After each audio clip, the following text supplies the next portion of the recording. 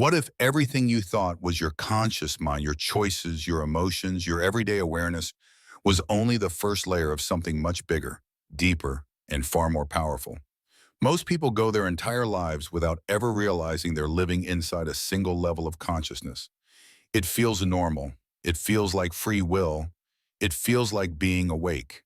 But beneath the surface, something subtle and invisible keeps them trapped, repeating the same emotional loops, making the same decisions, and calling it life. Thoughts spin, emotions rise, relationships bloom and collapse. Yet a hidden mechanism guides it all, silently anchoring people to their familiar patterns. Like actors in a play, they never audition, for 97% of people move through life inside an invisible cage. One shaped by evolution, cemented by society, and mistaken for the full human experience. That cage has a name: survival consciousness. It's not a flaw. In fact, it once saved us. This ancient operating system was essential to our ancestors. It helped them evade predators, secure shelter, and find food. But in the modern world, where most of those threats are long gone, survival consciousness doesn't just persist, it dominates. It whispers fear. It feeds craving. It loops endlessly through reaction after reaction, all in the name of staying safe. Here's the unsettling truth. Consciousness is not static.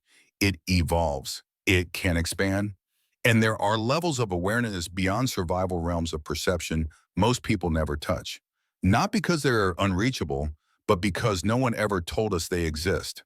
Imagine discovering that the way you think, feel, and interpret the world is just the first floor in a vast multi-story mansion. Beyond that floor lies depth, stillness, clarity, a space where suffering begins to dissolve and life starts to feel different. This isn't fiction. This is real. These levels of consciousness can be accessed. And once you know they exist, you'll never see reality the same way again. This video is your map. Together, we'll explore 6 major levels of consciousness. From the primal instincts that dominate most of humanity to the rarefied states of heart-centered presence, cosmic unity, and non-dual awareness, realities only a few have glimpsed, but all of us are capable of reaching. These aren't abstract ideas or spiritual metaphors. These levels affect how you experience love, how you suffer, how you search for purpose. They shape the invisible architecture of your life, and they hold the key to something most people never find: liberation. Today you'll see where most people stop, where you might still be stuck, and what lies beyond the boundaries of your current mind. Because once you understand these levels, you can't go back. The illusion of normalcy starts to crumble. What once felt like the whole world begins to look like just one room in a far greater house. Welcome to Beyond Reality. Let's begin at the foundation. Level 1: survival consciousness. Human awareness didn't begin with philosophy or meditation. It began with survival. This first level of consciousness is primitive, automatic, and deeply embedded in your biology. It's not about introspection. It's about one thing: staying alive. At this stage, consciousness is fused with the body's instincts. Hunger, pain, fear, desire, these sensations dictate every action. The brain's oldest structures, the brainstem and limbic system, run the show. There's no spacious thought, only reaction. Every threat is exaggerated. Every potential reward is urgent. Life becomes a series of instinctual moves: avoid danger, seek pleasure. This consciousness kept our ancestors alive. In a brutal world of predators, harsh weather, and constant uncertainty, reacting fast was the difference between life and death. Think later, act now. But today, that same system still hums in the background. And for many, it's still in control. It's the reason your heart races when someone cuts you off in traffic. It's why your mind spirals when you lose your phone. It's why people chase wealth, status, or control as if their lives depended on it, because deep inside, a part of them believes they do. Survival consciousness isn't just ancient, it's persuasive. It hijacks your attention. It warps your priorities. It locks you in cycles where fear, need, and scarcity drive every choice. But that's only the beginning. Level 2: emotional consciousness. Once your basic survival needs are met, something new emerges. Emotion takes the wheel. At this level, the world is filtered through feelings. Desire, jealousy, shame, anger, insecurity. These emotional waves rise and fall, guiding reactions moment to moment. It's no longer about real physical danger. Now imagine threats begin to dominate: fear of failure, fear of rejection, fear of being unseen. The amygdala, the brain's threat detector, doesn't distinguish between a lion and a harsh email. It sounds the alarm anyway. It pulls from emotional memory, from trauma, from the past. And it drives the same reaction: protect, defend, or retreat. This is why so many people find themselves trapped in emotional cycles: needing approval, chasing love, fearing abandonment, reacting not to reality, but to the mind's projections of it. Why does it feel so real? Because evolution designed it that way. Once being rejected by your tribe meant death. Today, a cold look or a mean comment triggers the same biological fear. The mind sees threats everywhere, even in silence. This emotional level becomes the story of who we are. Identities are formed around wounds. Relationships become battlegrounds of unmet needs and silent expectations. Life turns into a drama where everything is personal and every moment is a test of worth. Here's the tragedy: this emotional turbulence feels like the human condition. The daily anxiety, the longing for more, the quiet dread of losing what little we have. It becomes so constant that we call it normal. But it's not. It's just the second layer, a survival system adapted to the social world. The first shift comes from seeing this clearly, from recognizing how often your actions are driven not by conscious choice but by ancient fears. The need for approval, the dread of loss, the craving for control. To move beyond this, we must learn to witness the emotional self without being consumed by it, to see these patterns not as your identity, but as programs, outdated programs. You are not your fear. You are not your reactivity. You are not your emotional history. You are the awareness behind it. And in the coming stages, that awareness will begin to rise. Let's keep going. The path ahead leads beyond reaction into transformation. Level 3, rational and intellectual consciousness. This is the crack in the wall. Once we recognize the emotional patterns that dominate our lives, we begin to step back. We start observing, thinking, analyzing, and for many it feels like awakening for the first time. The emotional self no longer controls every decision. Logic takes its place. Reason begins to guide the mind. We become thinkers, no longer prisoners of reactivity. This is the rise of rational consciousness. The human brain at this level refines its greatest tool: abstract thinking. Language becomes more precise. Science provides answers. Patterns are seen. Systems are built.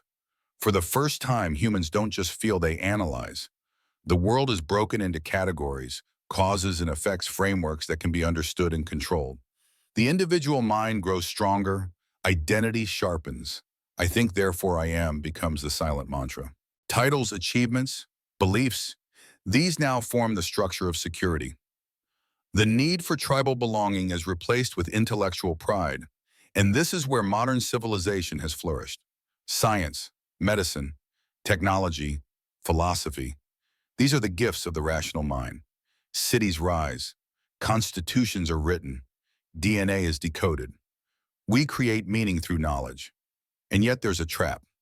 This leap forward brings with it a subtle illusion, the illusion of arrival. We begin to believe that this is the summit, that reason is freedom, that logic will solve suffering. Neuroscience explains why this feels so real. The brain's default mode network, the system for self-referential thought, grows active. The ego becomes more defined. Thought spins in loops: identity, status, planning.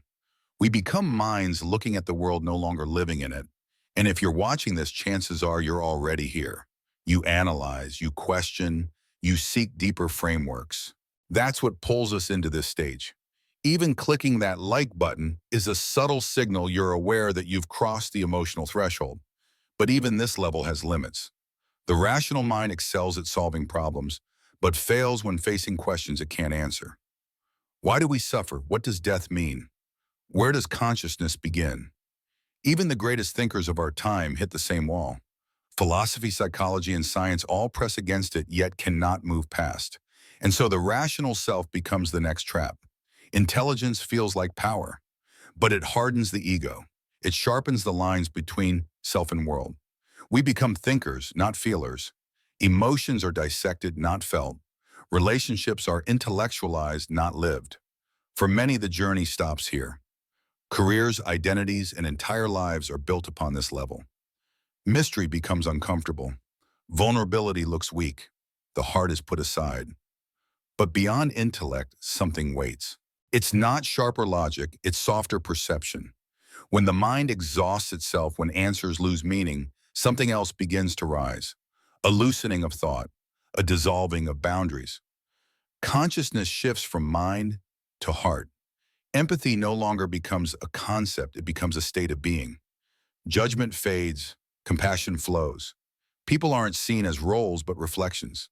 Decisions aren't made for personal gain but collective well-being. This is heart-centered consciousness, the beginning of true awakening. Suffering is no longer someone else's issue. Success has no meaning if it leaves others behind. Life becomes less about getting and more about being. For many, this moment feels like returning home, not to a belief, not to a tribe, but to life itself. And as the heart opens, something even rarer begins to unfold: cosmic consciousness. Here, all separation fades, the self dissolves. The world is no longer a collection of objects, but a field of unity. There is no outside, no other, only consciousness aware of itself. But that is the step for another moment. For now, we continue to climb. And now we arrive at the furthest edge of the known mind, cosmic and non-dual consciousness. Those who have studied mystical states across traditions, scientists, monks, philosophers, often describe a handful of shared experiences: a dissolution of ego, a vast, overwhelming peace, a feeling of being part of something infinitely large yet intimately close. Not an idea of unity, but a living, breathing realization of it. Brain scans of advanced meditators confirm what ancient mystics knew. Without machines in these states, the default mode network, the part of the brain responsible for self-reference, grows silent. The I that is always narrating, judging, reacting, disappears. In these rare moments, there is nothing to prove, nothing to protect, no self to maintain. Time dissolves. Space folds in. The entire universe feels not like a distant object to observe, but like something pulsing through your very being. And for the first time, the mind stops searching, because there's nowhere left to go. Some traditions describe an even deeper level, a final stage: non-dual consciousness. In this state, even the boundary between self and universe falls away completely. Awareness remains, but there is no observer, no separation, no subject and object. There is only experience. This isn't an escape. It's not a prize for spiritual effort. It is the quiet, often unsettling realization that the self, the you you've always believed in, is just a thought, a habit of perception, a temporary construction. Memories, desires, fears, even language itself begin to fall short. Because language lives in duality, this and that, you and me. Non-dual awareness transcends those distinctions. And so it is notoriously hard to describe. It's not an altered state. It's what remains when all states fall away. Few reach this level, but even sensing its possibility reshapes the entire journey. Once you glimpse it, once the idea enters your being, something changes. The old pursuits of certainty, control, status, and validation begin to lose their grip. What once felt like a summit now reveals itself as just another ledge. Beyond this, there is no map, no technique to master, no formula to follow, only the silent invitation to return to what has always been here beneath the noise. But there's one truth many avoid when speaking of awakening: reaching higher states does not mean staying there. Those moments of unity, whether born from deep meditation, spontaneous clarity, or psychedelic experience, feel eternal when they arrive. Boundaries vanish, everything clicks. But then, life returns. The bills arrive. The arguments start. Old wounds flare up.